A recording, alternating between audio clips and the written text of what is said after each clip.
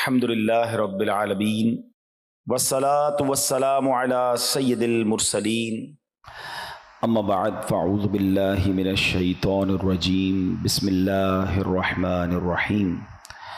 پڑھیے الصلاۃ والسلام علیک یا رسول اللہ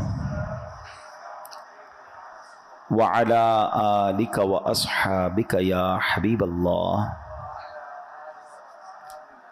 الصلاۃ والسلام علیک یا نبی اللہ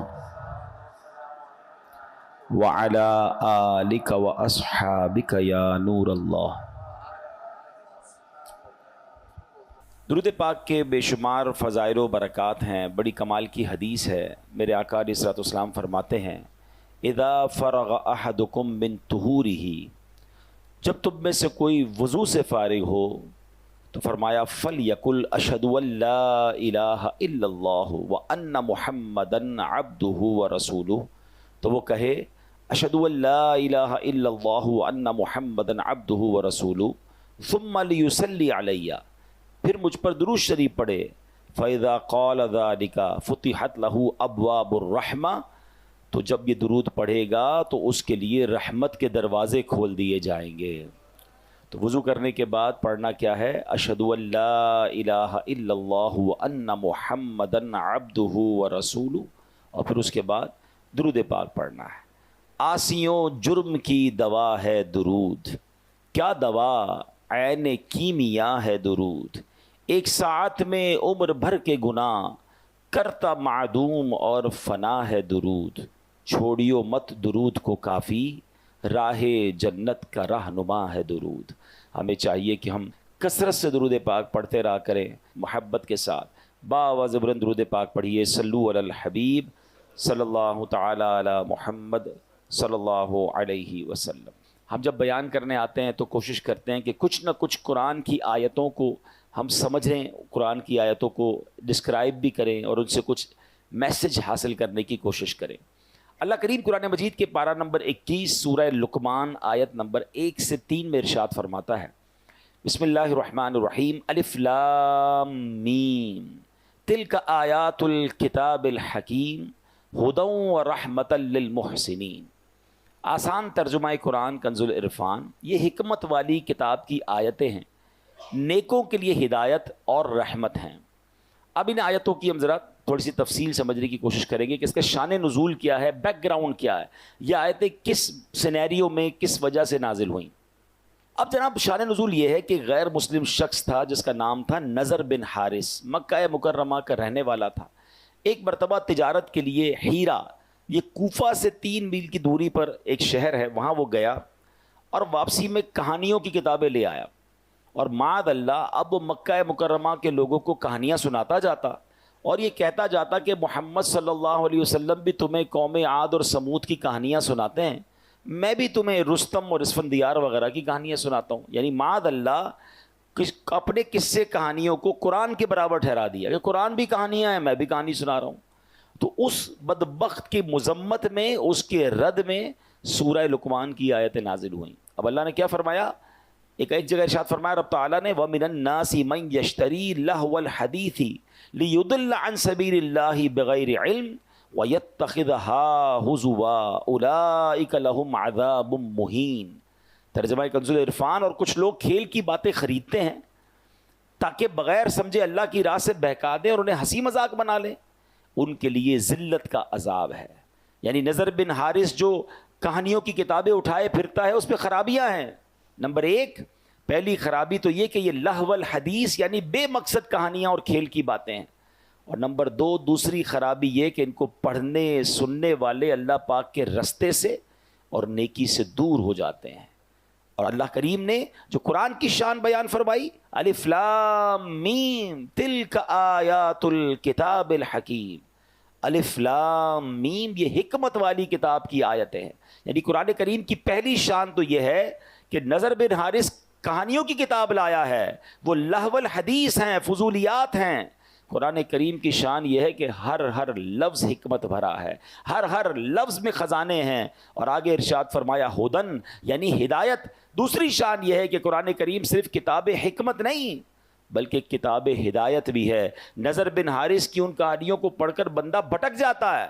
قرآن کریم کی تلاوت کرے، چاہے سمجھ کر کرتا ہو یا بغیر سمجھ کے کرے، عربی ہو یا عجمی ہو، عالم ہو یا بے پڑھا ہو، بس قرآن کریم کھولے، ادب کے ساتھ اس کے الفاظ مبارک اپنی زبان سے ادا کرتا جائے، اس کے ان الفاظ کی بھی تاثیر یہ ہے کہ وہ دل میں ہدایتیں اتار دیتا ہے۔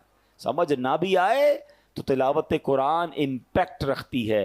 آج بھی آپ دیکھ لیں، ہم میں بہت سارے ایسے لوگ ہیں جن کو قرآن سمجھ نہیں آتا، لیکن کوئی بہترین قاری تلاوت کرے، کوئی بہترین قاری تراویح میں پڑھ رہا ہو تو قرآن سنتے جائیں تو دل نرم ہو جاتا ہے، آنکھوں سے آنسو نکلنا شروع ہو جاتے ہیں۔ اٹ مینس قرآن دل پر براہ راست اثر کرتا ہے۔ اور آگے فرمایا وَرَحْمَةً لِّلْمُحْسِنِينَ، اور رحمت ہیں نیکوں کے لیے۔ تو قرآن کریم کی تیسری شان کیا ہے؟ جو اول تا آخر رحمت ہی رحمت ہے۔ دنیا کی کوئی ایسی کتاب نہیں جس کے ایک ایک حرف کو تلاوت کرنے پر 10 نیکیاں ملتی ہوں۔ یہ صرف قرآن پاک کی شان ہے۔ بندہ جب قرآن پاک کو کھول بیٹھتا ہے نا، صرف قرآن کو دیکھنا شروع کرتا ہے، پڑھنا شروع کرتا ہے، چھما چھم رحمتیں برسنا شروع ہو جاتی ہیں اور نیکیوں کا ذخیرہ جو ہے وہ بڑھتا چلا جاتا ہے۔ اب پیارے اسلامی بھائیوں، اب یہاں ہمیں بہت اہم بات قرآن سے جو میسج لینا ہے۔ آج ہم میں سے بہت سارے لوگ کچھ نہ کچھ پڑھ رہے ہوتے ہیں، کچھ کتاب سے پڑھ رہے ہوتے ہیں، کچھ فیس بک پہ پڑھ رہے ہوتے ہیں، کوئی یوٹیوب پہ دیکھ رہے ہوتے ہیں، کچھ سوشل میڈیا پوسٹیں ہماری نظروں سے آ رہی ہوتی ہیں، گھنٹوں ہمارا کچھ نہ کچھ ہماری آنکھوں کے سامنے سے گزرتا ہے، لوگ پڑھ رہے ہوتے ہیں۔ اس مقام پر نضر بن حارث کے ان باتوں اور قرآن کریم کا تقابل کر کے جو ہمیں میسج دیا گیا نا، وہ سمجھنا ضروری ہے۔ نمبر 1، کچھ بھی پڑھنا ہو اس میں پہلی بات یہ چیک کرنی ہے کہ پڑھ کر ہدایت ملے تو پڑھ لو، فضولیات پر مبنی ہے تو بچ جاؤ۔ جو پڑھ رہے ہو اس سے حکمت و نصیحت ملتی ہے تو پڑھ لو، فضولیات ہیں، گمراہی آتی ہے، نیکی سے دور ہو جاؤ گے، اس سے بچ جاؤ۔ اگر اسے پڑھ کر ثواب ملنے کی امید ہے تو پڑھ لو، اور ثواب ملنے کی امید نہیں بلکہ گناہ کی امید ہے، اس سے بچ جاؤ۔ تو اب یہ کلیہ سامنے رکھ لیں کہ کیا دیکھنا ہے، کیا سننا ہے، کیا نہیں سننا، کیا پڑھنا ہے، کیا نہیں پڑھنا۔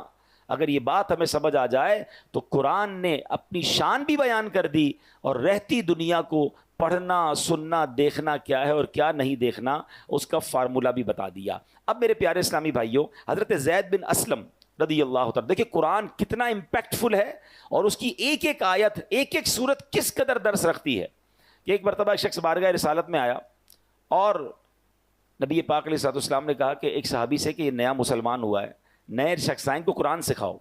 صحابی رسول نے لے کر بیٹھ گئے اور قرآن سکھانا شروع کیا۔ ایک اور بات سمجھ آئی کہ قرآن سیکھنا سکھانا یہ دربار رسالت میں موجود صحابہ کا طریقہ تھا۔ ایک حدیث پاک بھی ہے، خیرکم من تعلم القرآن وعلمہ، تم میں بہترین وہ ہے جو قرآن سیکھے اور دوسروں کو سکھائے۔ ہم اتنے سارے لوگ بیٹھے ہیں، کیا ہم ان بہترین لوگوں میں شامل ہیں یا قرآن خود سیکھ لیا ہے؟ اگر سیکھ لیا ہے تو کیا دوسروں کو سکھاتے ہیں؟ ہماری بہت بڑی تعداد ہے جن کو قرآن پڑھنا ہی نہیں آتا، پراپر پڑھنا نہیں آتا۔ بہرحال صحابی رسول نے قرآن سکھانا شروع کیا، سورہ زلزال سکھائی، 7ویں آیت سکھائی تو کہتے بس مجھے اب کافی ہے، اتنا کافی ہے۔ تو صحابی رسول نبی پاک کے پاس آئے، کہتے ہیں حضور یہ تو 7 آیتیں سیکھ کر کہہ رہے ہیں مجھے کافی ہے، اور پڑھ ہی نہیں رہے آگے، کہتے بس 7 آیتیں کافی ہیں۔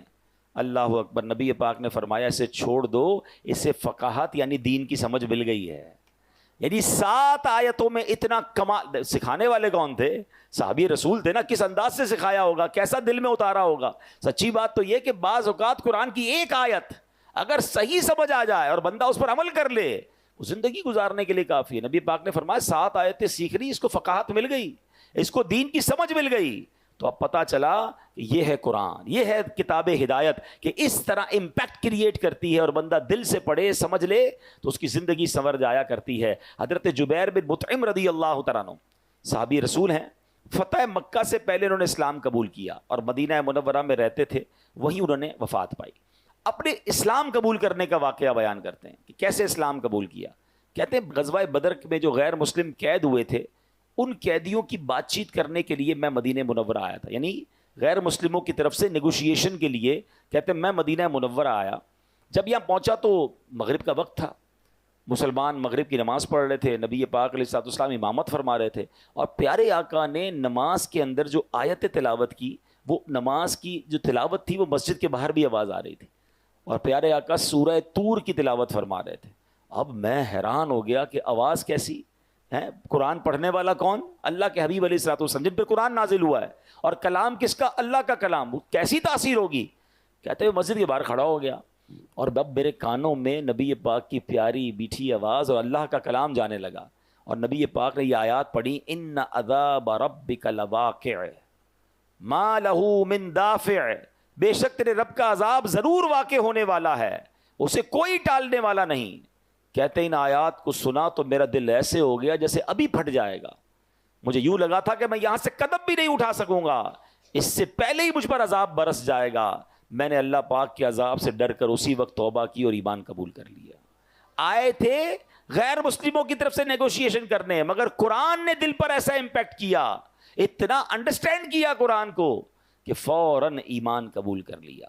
تو یہ ہے قرآن. اللہ پاک ہمیں قرآن اس کی حقیقی روح کے مطابق پڑھنے کی توفیق عطا فرمائے. اللہ اکبر. قرآن گناہ گاروں کو کیسے ہدایت دیتا ہے.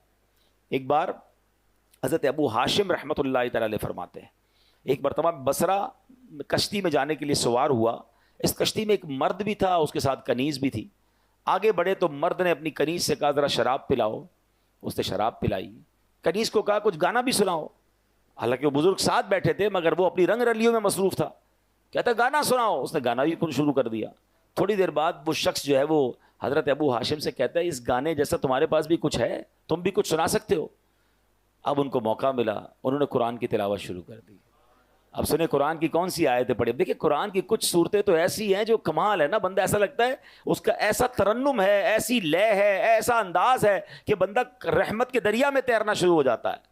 انہوں نے کیا پڑھنا شروع کیا؟ بسم اللہ الرحمن الرحیم. اذا الشمس کورت واذا النجوم انکدرت واذا الجبال سیرت. 30واں پارہ ہے، سورہ تکویر ہے. قیامت کی منظر کشی قرآن کر رہا ہے. ترجمہ کیا بنتا ہے؟ جب سورج کو لپیٹ دیا جائے گا، جب تارے جھڑ پڑیں گے اور جب پہاڑ چلائے جائیں گے. ان آیات کو سن کر وہ شخص رونے لگا جو تھوڑی دیر پہلے شراب پی رہا تھا، گانے سن رہا تھا. جب وہ کہتے ہیں اس آیت پر میں پہنچا وَإِذَا الصُّحُفُ نُشِرَتْ، اور جب نامہ اعمال کھولے جائیں گے. روتے روتے وہ شخص اپنی کنیز سے کہتا ہے میں اللہ کے لیے تجھے آزاد کرتا ہوں، اس شراب کو پانی میں بہا دو. اور اب کہتے ہیں وہ ابو ہاشم رحمۃ اللہ تعالی سے پوچھتا ہے کیا میری توبہ بھی قبول ہو سکتی ہے؟ میں تو بڑا گناہ گار، میں شرابی، میں برے کام کرنے والا، قرآن سے مجھے ہدایت مل رہی ہے. اللہ اکبر. اللہ والوں کو قرآن بھی کیسا یاد تھا. اس کے اس سوال کا جواب بھی انہوں نے قرآن سے دیا. فرماتے ان اللہ یحب التوابین ویحب المتطہرین، بے شک اللہ بہت توبہ کرنے والوں سے محبت فرماتا ہے اور خوب صاف ستھرے رہنے والوں کو پسند فرماتا ہے. ہائے ہائے. یہ سن کر اس بندے نے توبہ کر لی کہ اللہ کا پیغام ہے کہ اللہ توبہ کرنے والوں کو قبول فرماتا ہے. تو یوں قرآن زندگیاں بدلتا ہے، یوں قرآن ہدایت دیتا ہے، یوں قرآن دلوں کی دنیا بدل دیتا ہے. مگر بات یہ ہے کہ قرآن سے محبت بھی تو ہونا. قرآن پتہ ہے قیامت کے دن کیسے کام آئے گا. بہت ساری چیزوں سے دوستی لگائی ہوئی ہے لوگوں نے. پوچھو کیا ہابی ہے؟ میری ہابی اسپورٹس ہے، میری ہابی موبائل پر گیم کھیلنا ہے، میری ہابی کیا ہے جناب میں کمپیوٹر پہ ٹائم گزارتا ہوں، میری ہابی فلاں پتہ نہیں ٹامی جونی پتہ نہیں کس کس کی کتابیں پڑھتے رہتے ہیں. ارے مسلمان کی پہلی ہابی تو قرآن ہونا چاہیے نا، پہلی مصروفیت تو قرآن ہونی چاہیے. سنو قرآن کیا کام دے گا. اللہ کریم کے نبی علیہ الصلوۃ والسلام نے فرمایا جو بندہ دن اور رات میں قرآن کریم کی تلاوت کرتا ہے، ایسی روٹین بنائیں کہ کام پر جانے سے پہلے کچھ قرآن پڑھ کے جائیں، گھر آئیں تو سونے سے پہلے کچھ قرآن پڑھ لیں. اللہ کرے صبح سورہ یاسین پڑھ کے جائیں، رات سورہ ملک پڑھ لیا کریں. سنیے نبی پاک فرماتے جو بندہ دن اور رات میں قرآن پڑھتا ہے اور قرآن کے حلال کو حلال اور حرام کو حرام جانتا ہے، اللہ پاک فرشتوں کو اس کا رفیق یعنی اس کا ساتھی بنا دیتا ہے. جب قیامت کا دن ہوگا بندے کے لیے اللہ کی بارگاہ میں دلائل دے گا. قرآن کہے گا رب کریم ہر شخص دنیا میں اپنے کام کی اجرت لیتا تھا، جو بھی کام کرتے ہیں اس کی فیس لیتے ہیں نا. قرآن کہے گا یا اللہ ہر شخص دنیا میں اپنے کام کی اجرت لیتا تھا مگر فلاں شخص دن اور رات میں مجھے پڑھتا تھا، میری تلاوت کرتا تھا، میرے حلال کو حلال اور حرام کو حرام جانتا تھا. اے اللہ آج اس کو اجر عطا فرما، یعنی آج اس کی اجرت عطا فرما. قرآن کریم کی عرض پر اللہ کریم اس بندے کو تاج شاہی اور کرامت کا لباس پہنائے گا. اب اللہ قرآن سے فرمائے گا حل ردیتا، اے قرآن کیا تو راضی ہے؟ ذرا غور کیجئے، بندے کو عزت کا تاج اور کرامت کا لباس پہنا کے بندے سے نہیں پوچھے گا، اللہ قرآن سے سوال کرے گا اے قرآن تو راضی ہے؟ تو قرآن کہے گا یا رب اس سے بھی زیادہ افضل اجر عطا فرما. اب اس بندے کو بادشاہت اور سبحان اللہ جنت کی نعمتیں عطا کی جائیں گی، یعنی عطا کیا جاتا رہے گا۔ حدیث کا خلاصہ ہے کہ قرآن کے بارے میں اللہ تبارک و تعالیٰ پھر قرآن سے سوال فرمائے گا کہ اے قرآن کیا تو راضی ہے؟ اللہ اکبر، ذرا غور کیجئے۔ اور پھر ایک وقت آئے گا کہ قرآن کہے گا یا اللہ میں راضی ہوں۔ اب بتائیں دوستی کس سے کرنی چاہیے، ساتھ کس کا ہونا چاہیے؟ انفارچونیٹلی بہت ساری چیزیں ہم روز اوپن کرتے ہیں، روز سافٹ ویئر اوپن کرتے ہیں، روز آن لائن ہوتے ہیں، قرآن آن لائن نہیں کرتے۔ ہمارے اسلاف روزانہ کئی بزرگ تو وہ ہیں جو 3 دن میں پورا قرآن پڑھ لیا کرتے تھے، ہیں قرآن جو ہے 3 دن میں پڑھ لیا کرتے، لیکن آج ہم ہیں کہ قرآن پورا سال گزر جاتا ہے اب نہیں کھولتے۔ تو اے میرے پیارے اسلامی بھائیوں، اللہ کرے کہ ہم قرآن سے دوستی کریں، اور قرآن کیسے میسج دیتا ہے اور توبہ کیسے قبول ہوتی ہے۔ ایک بڑا پیارا واقعہ ہے، حضرت ابو ہریرہ رضی اللہ تعالیٰ عنہ، آپ کہتے ہیں کہ ایک بار میں نبی پاک علیہ الصلوۃ والسلام کی بارگاہ میں عشاء پڑھ کر باہر نکلا تو میں نے خاتون کو دیکھا، پوری پردے کے اندر موجود تھی۔ انہوں نے مجھے کہا کہ اے ابو ہریرہ، مجھ سے ایک بہت بڑا گناہ ہو گیا ہے، کیا میری توبہ قبول ہوگی؟ آپ نے فرمایا بتاؤ کیا گناہ کیا ہے؟ جب اس نے گناہ بتایا تو وہ بڑا گناہ تھا، تو آپ نے فرمایا کہ اتنا بڑا گناہ کرنے کے بعد بھی تم توبہ کی امید رکھتی ہو؟ اللہ پاک کی قسم تیرے لیے کوئی توبہ نہیں، تو ہلاک ہو گئی۔ وہ عورت اتنا شرمندہ ہوئی، اتنی نادم ہوئی، کپ کپی طاری ہو گئی، اور وہ عورت گر کر بے ہوش ہو گئی۔ حضرت ابو ہریرہ کو خیال آیا، کیونکہ اسلام کے ابتدائی دن تھے، روز نبی پاک سے سارے صحابہ سیکھ رہے تھے، انڈرسٹینڈنگ ٹریننگ ہو رہی تھی۔ کہتے میں نے نبی پاک سے تو پوچھا ہی نہیں، مشورہ ہی نہیں کیا، میں نے عورت کو جواب دے دیا۔ نبی پاک علیہ الصلوۃ والسلام کے پاس آئے، پیارے آقا کو بتایا حضور ایسا ایسا ہوا، ایک عورت ملی اور اس نے مجھے کہا میں نے بہت بڑا گناہ کیا، میں نے تو کہہ دیا تیری توبہ قبول نہیں۔ جب نبی پاک نے یہ سنا تو پیارے آقا نے فرمایا انا للہ و انا الیہ راجعون، اے ابو ہریرہ تو خود بھی ہلاک ہوا اور اس عورت کو بھی ہلاک کر ڈالا، کیا تمہیں اللہ پاک کا یہ فرمان یاد نہیں؟ پھر آپ نے قرآن کی آیت تلاوت کی، الا من تاب وآمن وعمل عملا صالحا فاولئک یبدل اللہ سیئاتہم حسنات وکان اللہ غفورا رحیما۔ ترجمہ کنز العرفان، مگر جو توبہ کرے اور ایمان لائے اور اچھا کام کرے تو ایسوں کی برائیوں کو اللہ نیکیوں سے بدل دے گا، اور اللہ بخشنے والا مہربان ہے۔ یعنی یہ کمال دیکھیں اللہ کا، دنیا میں ایسا کہیں نہیں ہوتا۔ آپ کسی کو تنگ کریں، تکلیف پہنچائیں، آپ معافی مانگ لیں، بندہ معاف کر دے، بڑی بات ہے، ہم بہت خوش ہوتے ہیں یار اس نے معاف کر دیا۔ مگر اللہ کریم جب توبہ قبول فرماتا ہے نا، تو اللہ صرف معاف نہیں فرماتا، اللہ گناہوں کو نیکیوں سے بدل دیتا ہے۔ گناہ معاف کر دے اس کی بڑی مہربانی، فرمایا نہیں، اللہ جب راضی ہو جائے تو گناہوں کو ہی نیکیوں سے بدل دیتا ہے۔ بلا تمثیل سمجھانے کے لیے کسی بندے کے آپ نے لاکھ روپے دینے ہوں اور آپ پیسے نہ دے رہے ہوں، اور تھوڑے عرصے بعد آپ جائیں کہ یار معاف کر دو، بڑی تاخیر ہو گئی، میں نے بہت تنگ کیا آپ کو، آپ کا قرضہ دینا ہے مگر لیٹ ہو گیا ہوں، اور اگلا کہے قرضہ بھی معاف کیا بلکہ 1 لاکھ روپے اور تمہیں دیتا ہوں۔ بندہ کہ یار تاخیر معاف کر دیتا بڑی بات تھی، پیسے تو لے لیتا، پیسے بھی نہیں لیے، ڈبل کر دیے۔ اللہ کی شان کریمی دیکھیں کہ بندہ سچی توبہ کر لے، اللہ معاف کر دے تو صرف معاف نہیں فرماتا، وہ اللہ کریم پھر گناہوں کو بھی نیکیوں سے بدل دیتا ہے۔ اب حضرت ابو ہریرہ نے جب یہ سنا تو آپ تو حیران ہو گئے کہ یہ میں نے کیا کر دیا، اتنا بڑا غلط مسئلہ بتا دیا۔ آپ مدینہ پاک میں گئے، گلیوں میں اعلان کرنے لگے وہ عورت کہاں ہے جس نے کل رات مجھ سے مسئلہ پوچھا تھا۔ آپ ٹینشن میں آ گئے کہ میں نے غلط مسئلہ بیان کر دیا۔ پورا دن مدینے کی گلیوں میں گھومتے رہے، اور پھر اسی رات کو دوبارہ وہ عورت ملی تو آپ نے فرمایا مجھے معاف کر دو، میں نے تمہیں غلط مسئلہ بتایا، مسئلہ تو یہ ہے کہ تمہاری بھی توبہ قبول ہو جائے گی۔ اللہ اکبر، وہ عورت اتنا خوش ہوئی، کہتی اے ابو ہریرہ میرے پاس ایک باغ ہے، وہ پورا باغ میں اللہ کی راہ میں اس خوشی میں صدقہ کرتی ہوں۔ مگر اس قرآن پاک کی آیت اور اس واقعے سے پھر کچھ سیکھنے کو ملا۔ ایک تو میرا رب کتنا کریم ہے، سچی توبہ کرے تو وہ توبہ قبول فرماتا، قرآن پڑھے تو سمجھیں گے نا۔ اور سیکنڈلی کہ غلط مسئلہ کسی کو نہیں بتانا چاہیے۔ حضرت ابو ہریرہ رضی اللہ عنہ سے مسٹیک ہوئی تو آپ پھر مدینے کی گلیوں میں پورا دن گھومتے رہے، اس عورت کو تلاش کیا کہ وہ غلطی میری ختم ہو جائے۔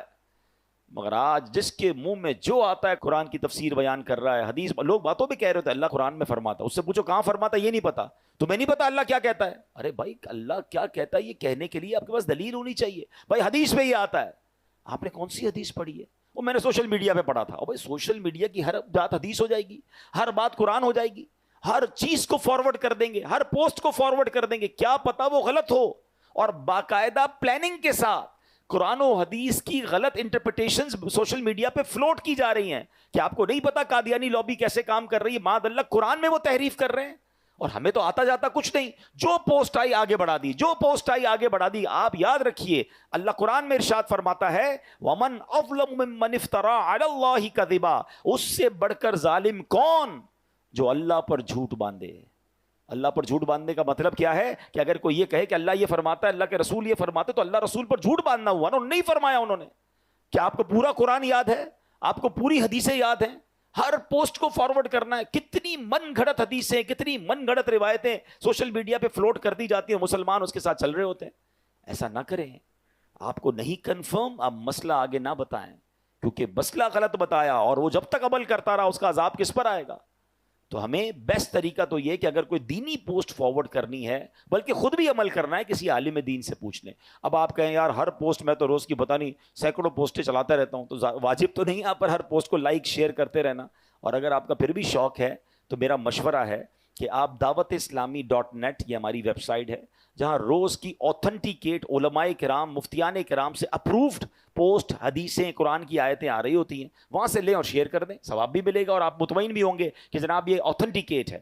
ورنہ ایسا نہ ہو کہ غلط مسئلے آگے فارورڈ کرنے کی وجہ سے ہم بھی گناہ گار ہوں. اللہ مجھے اور آپ کو ایسی احتیاط بھی نصیب فرمائے. انسان ہے نا ہم بھی, جیسے میں بیٹھا ہوں بیان کر رہا ہوں, مجھ سے بھی غلطی ہو سکتی ہے, لیکن اگر کسی بیان کرنے والے سے بھی غلطی ہو جائے اور اسے پتہ چل جائے کہ بھائی آپ نے آیت ٹھیک نہیں پڑھی, حدیث صحیح بیان نہیں کی, یا مسٹیک ہو گئی ہے, سلپ آف ٹنگ ہو جاتا ہے, شرمانا نہیں ہے. ہاں فوراً بتائیں کہ میری غلطی ہے, میں نے غلط پڑھا تھا, صحیح یہ ہے, کیونکہ لوگوں کی شرم کی وجہ سے کئی قیامت میں مارنا پڑے. ہم نے دیکھا کہ امیر اہل سنت, فاؤنڈر آف دعوت اسلامی, اتنی بڑی ہستی ہوتے ہوئے براہ راست چینل پر بتاتے ہیں کہ بھائی فلاں مسئلے میں غلطی ہوئی تھی, صحیح مسئلہ یہ ہے.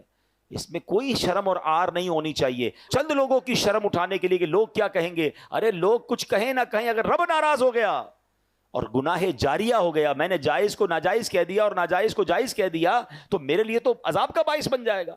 تو کبھی بھی زندگی میں اگر کوئی آپ کو بتا بھی دے نا کہ یار آپ سے یہ غلط مسئلہ بیان ہو گیا ہے, آپ نے یہ مسٹیک کی ہے, تو اس میں ایک منٹ نہ لگائیں اور فوراً اس کو ٹھیک کریں. اور الحمدللہ علماء حق سے رابطے میں رہیں تو انشاءاللہ اس کی برکتیں ملتی رہیں گی. ایک اور پیاری حدیث, نبی پاک علیہ الصلوۃ والسلام فرماتے ہیں, ایک شخص نبی پاک کی خدمت میں حاضر ہوا, عرض کی یا رسول اللہ افضل عمل کون سا ہے؟ فرمایا تم پر لازم ہے حال مرتحل, یعنی منزل پر پہنچ کر پھر سفر شروع کر دینے والے بن جاؤ. عرض کیا حضور یہ مرتحل کیا ہے, یہ کیسا کام بندہ ہے؟ تو فرمایا جو قرآن پاک کو ابتدا سے پڑھے اور اختتام پہ پہنچے اور پھر دوبارہ پڑھنا شروع کر دے, پھر ختم ہو پھر پڑھنا شروع کر دے, یعنی منزل پر پہنچ کر پھر سفر شروع کر دے, تو سبحان اللہ اس کو مرتحل کہتے ہیں اور یہ افضل عمل ہے. اللہ کریم سے دعا ہے اللہ مجھے اور آپ کو ذوق و شوق کے ساتھ تلاوت قرآن کا شوق نصیب فرمائے. قرآن تلاوت کے ساتھ ساتھ انڈرسٹینڈ کرنا بھی شروع کریں. دعوت اسلامی کے مکتبۃ المدینہ سے آپ کو تفسیر قرآن مل جائے گی. تفسیر قرآن صراط الجنان, بہت آسان اردو میں یہ تفسیر موجود ہے. اس کی ویب سائٹ پر کتاب ڈاؤن لوڈ